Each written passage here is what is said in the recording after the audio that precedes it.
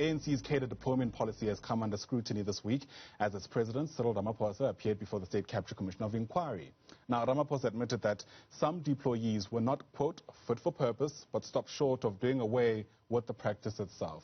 ANC Treasurer-General Paul Mashatile has also come out in support of the policy, saying while there are challenges in its implementation, it is still required for transformation. But in recent years, the ability of the ANC to govern has been challenged by those who believe that cadre deployment is similar to some kind of state capture. So is this effectively defending the indefensible? For more on that, let's bring in Paul Mashatile himself, who joins us now via our telephone line to elaborate on the policy itself. And Dr. Mashatile, thanks very much for your time. It's great to have you on the AM report. So, you know, the golden thread that ran through not only the president's testimony in the last 2 days, but also an opinion piece that you penned for the Business Day, is that the ANC, even through cadre deployment, is turning the leaf, is on a path of renewal. This is not only not new, but many can't help but also look at it through the lens of us being in an election year. What do you say to those who believe that it's nothing but lip service and platitudes to try to get votes in October? Good morning, and good morning to the viewers. My apology that I couldn't connect on camera. Yeah, let me just quick background that this policy in its entirety is called cadre development and deployment. Now, the intention obviously was that you develop your people, so you train them, you give them skills, then you deploy them. In other words, they get appointed to particular positions, etc. And the reason really was that because after liberation, when we came into government, we realized that the government at the time was dominated particularly by white males, and therefore you needed to transform it. So that was really the beginning of it. So at the beginning, the earlier years, many who went into government, into various positions, were trained, were sent to various countries, to the UK, to Canada, in the recent past, even to China, etc.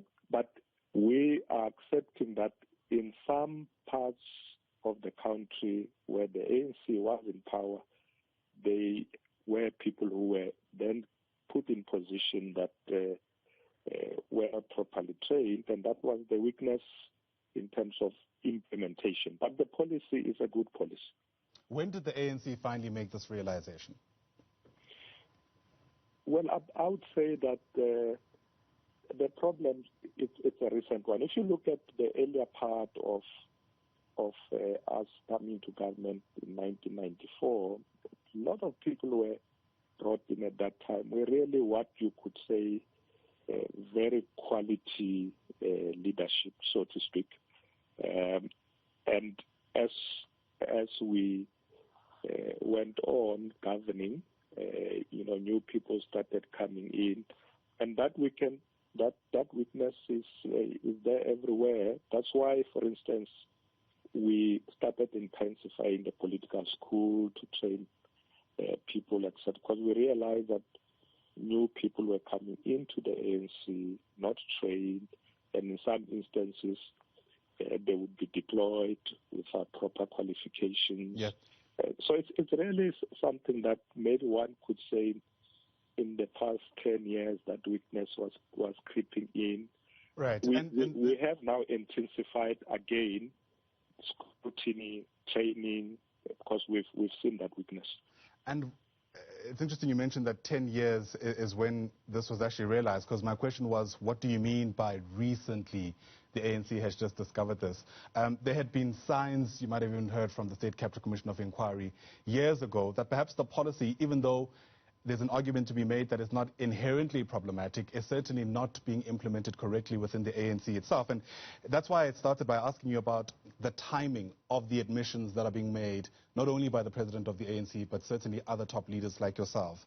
I want to also hone in on another aspect of what is entailed in cadre deployment. Some commentary going on to say that there's actually a deeper motive with this policy itself, and that is to essentially enable the governing party to have control over the capital that it governs, And this is when we start speaking now about people benefiting unduly from being placed in certain positions.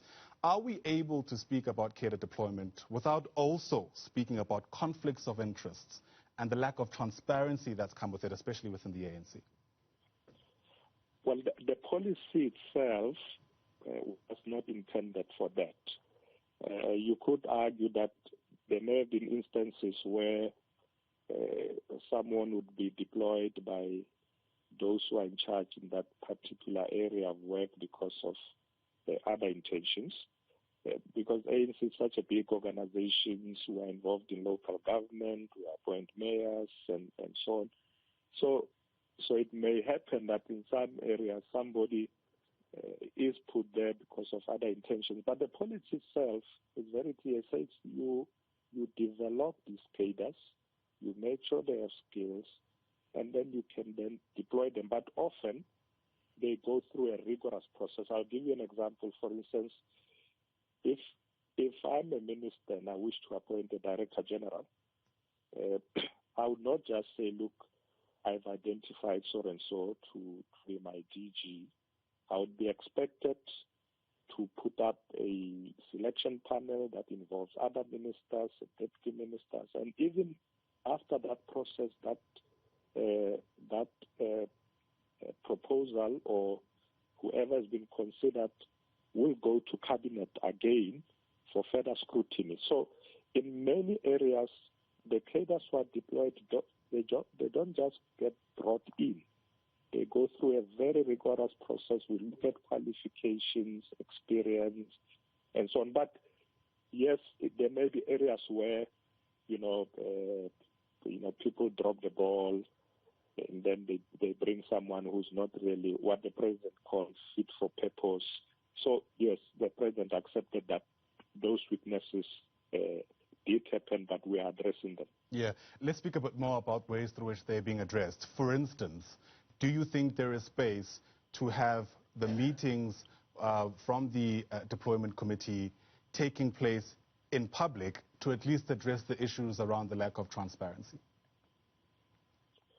Well, I wouldn't have a problem with that. Normally, the deployment committee would meet and say, Minister so-and-so wants to appoint a DG, and they've got these names.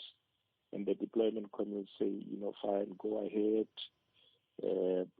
And normally, as you say, they don't really publish that. But it's not that is a secret affair.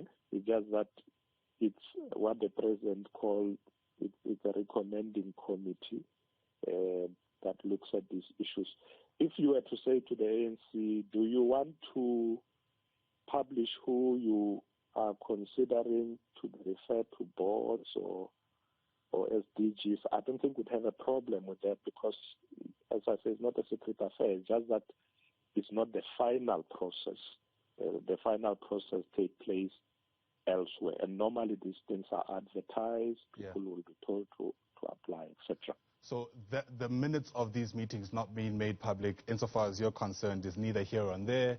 It just so happens to be that wasn't the case. That's the sentiment. Yeah, but they are not hidden. All right. There are some who say that, the president's wording, I think, was cadre deployment was characterized by mistakes in the past. Some are pushing for us to admit that it wasn't just mistakes, it was outright failures. Is that a fair assessment? I think in some instances it could be a fair assessment. And I guess it's on that score that many people will ask, why should we believe that you'll get it right now when, as you've now admitted, there had been outright failures in the past? I think we have become more vigilant. I recall, for instance, that, and I'm sure the president will talk more about this when he goes back to the commission at the end of the month. If you recall that after 2017, when he became president of the ANC, and shortly after that, I think 2018, he came into government, you recall that one of the first things he did was to change a lot of people in boards and in parastatals, etc., to try and bring in the right people who have the right credentials and qualifications. In some areas, it didn't happen that fast, But I recall that it did start at that time when the president started changing people in various sectors in the state and positions. And it was because of that recognition that in some of these boards, in some of these positions, we don't have the right people, so let's bring the right people. So, and that process has been continuing. We've been much more vigilant since then. Of course, Dr. Mashatile, the other issue within the ANC that's garnered a lot of public attention has to do with the step-aside resolution. There's differences upon when the deadline, that 30-day deadline, is essentially meant to end. But I want to ask you something different. The President had admitted at the State Capture Commission of Inquiry that it's brought about challenges in the organization itself. To what extent are you worried that this resolution itself could cost the ANC its unity and therefore its image? You know what the NEC did last year, remember that the step-aside concept is not new. As early as the Mangaung conference that was debated and agreed upon, NGC 2015, and then, of course, the 54th conference in 2017, what the NEC did last year was to come up with guidelines, because members were saying, we did adopt these resolutions, how do you implement it? And the debate was more around the guidelines, okay, who should step aside? And the NEC says, okay, if there's an allegation against you, you go to the commission, you explain yourself, the commission decides whether you step aside or not. But if you're already charged, you should step aside immediately. And there was a lot of debate about those differentiations and so on, and people are saying, but yes, I'm charged, but I'm not convicted. And we said, no, that's not the issue. The ANC looked at whether you being charged with a particular crime does bring disrepute into the organization. In other words, it affects brand ANC. Therefore, step aside is not a punitive measure. You are asked to step aside to clear your names once we look at the issue, but often we don't take away your position as such, because you are elected by conference, but you may be asked not to perform anymore the certain functions that you had required to perform in terms of that position. And that's really the guidelines that the ANC was coming up with to say we need to protect the image of the ANC. And yes, there were debates, and finally the NEC has adopted it, sent it to provinces.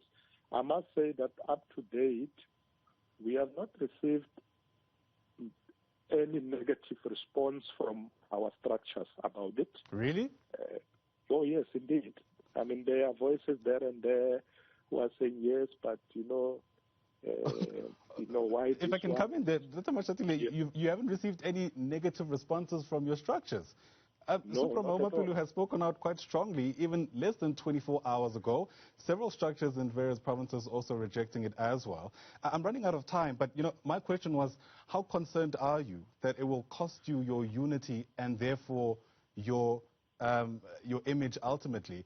And as you answer that in the seconds we have left, are you expecting, for instance, an Ace Makashule to abide by this as urgently as today? We expect all our members to abide by the rules of the ANC. By when?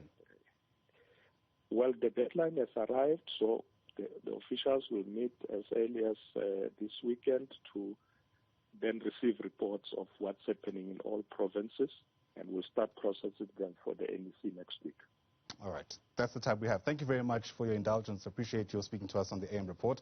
Paul Mashatile is the ANC's Treasurer-General. That obviously means he's also part of the party's top six and is an ANC NEC member.